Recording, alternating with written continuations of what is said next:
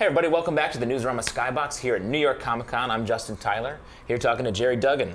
How are you, buddy? Good to see you. Thanks for having me in. You bet. It's great. You have an announcement here at the con. I do, and it's a shared announcement, but It's a collaborative business. It's a collaborative business. We've been toiling in secret for a lot of the past year on Deadpool Infinite, the Gauntlet. It's an Infinite comic for Marvel. So it'll be online, digital. Online, digital, tablets, phones. Anything you got. Yeah, anything you got. It's not a motion comic. It's not a piece of animation. It's not a comic book.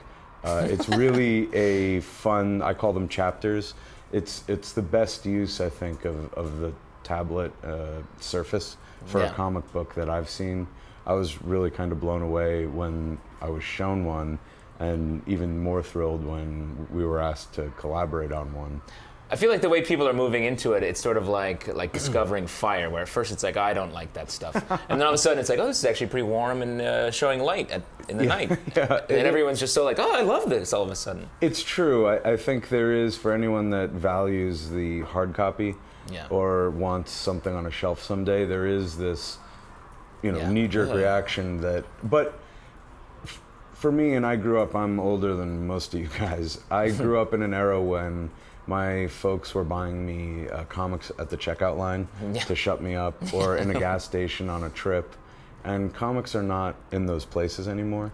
For various not great reasons, but we can't fix that. But I think an Infinite comic can be someone's first taste of Marvel Comics, and so that's what we're excited about. It's another on-ramp into the Marvel Universe, and we're working just as hard on that as we are on the regular Deadpool Now run. So if you're enjoying what we're doing now, I think you're gonna enjoy the Infinite comic. And if if you're not, if this is something that is new to you, then we're even more excited to have you, because we hope that you'll go back and say, hey, who is Deadpool? What is this about? I like this guy. Plus, it's just like a nice, you just download, it's on your tablet in like a second, and it's small. It's like a little more bite size. You can just like boom. Boom, you got it. And Reilly Brown, who's doing the art for it, is tremendous. He's actually doing a lot of work in that space already.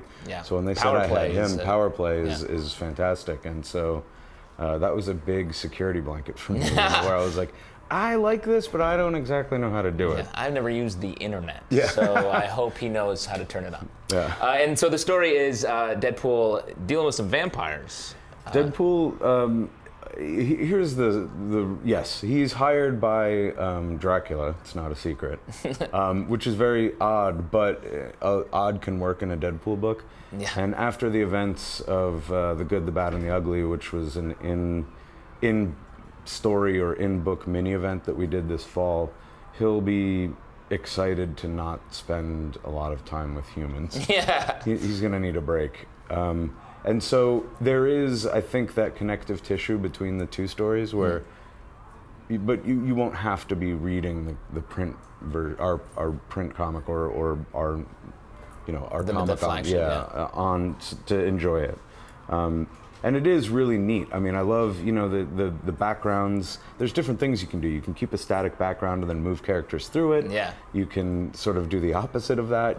It's super cool. And the way that Reilly has his head around it, just from his work on Power Play and talking to him over the years, like he just like sees it that way. He sees the way to make that motion happen. He makes me look good. And what's better than that? And let's talk about the main Deadpool title. Like you've been really, for a book that's like, it's this fun Merc with a mouth, you've been like grinding him, like just crushing his poor messed up face. Yeah, it's tough. I mean, we can't kill Deadpool, but we can stab him and twist the knife.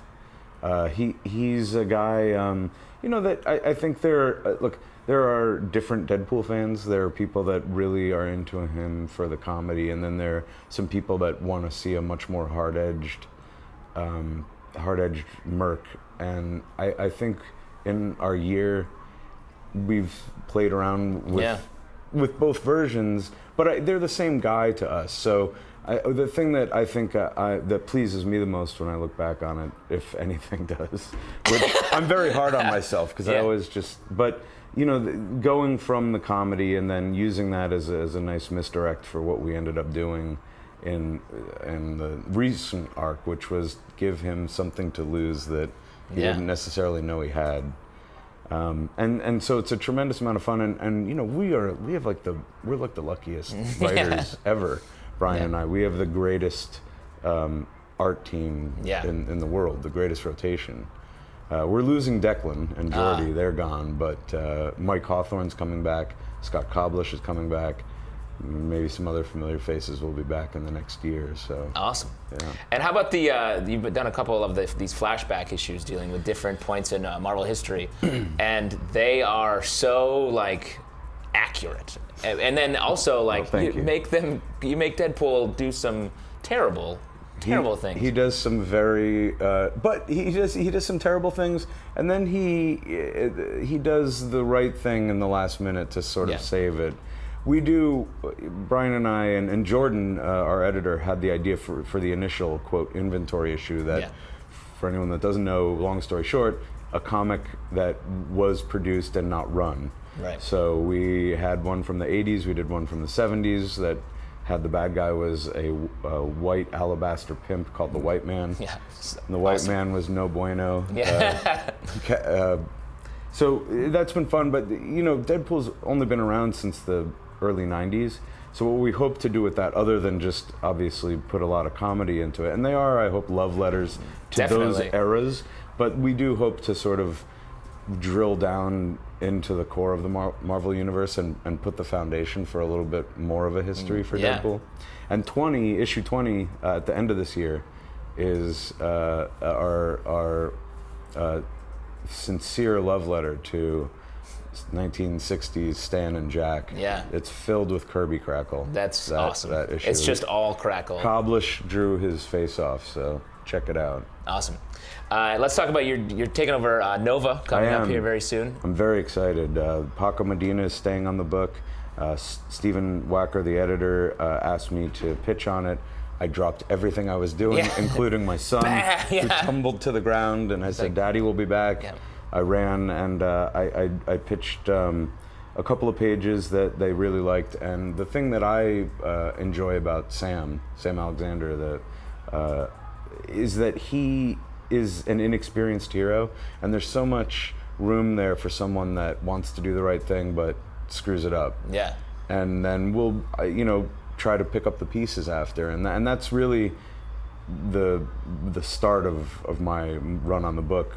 Issue 11 arrives in December, and basically is Sam's version of scoring on his own net without really knowing it until issue 12, when he's like, oh my God, I got to pick up all the pieces. Yeah, so I'm thrilled to death, and I hope that anyone that's enjoying Deadpool will check it out. Yeah, it feels like sort of early Spider-Man. Like he's Peter Parker. That's it, exactly. And he's like trying to figure it out, and he's like, I just don't know what I'm doing. He's Peter Parker without that sort of science-mindedness, where he's like, I'm not really going to go study, but I'm going to try real hard, and my moxie will get me so far. Moxie, that's what we're looking for. And one last thing that I'm really interested in, you're doing an 8+X, like an arc, which is the first of those? It's a change for the book. They were short stories, and now they're trying a serialized story. I'm thrilled that I could put that in the tank if it doesn't work.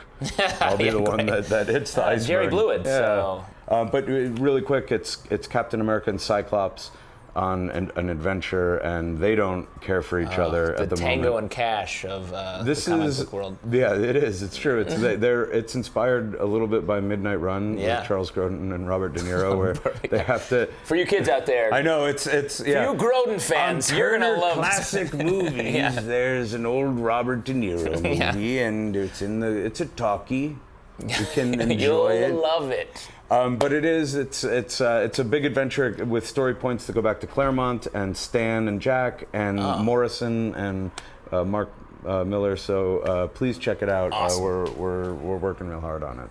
So much stuff. Congrats on all that work. And you guys stay tuned for more from Comic-Con here, and Google Charles Grodin, please, for us.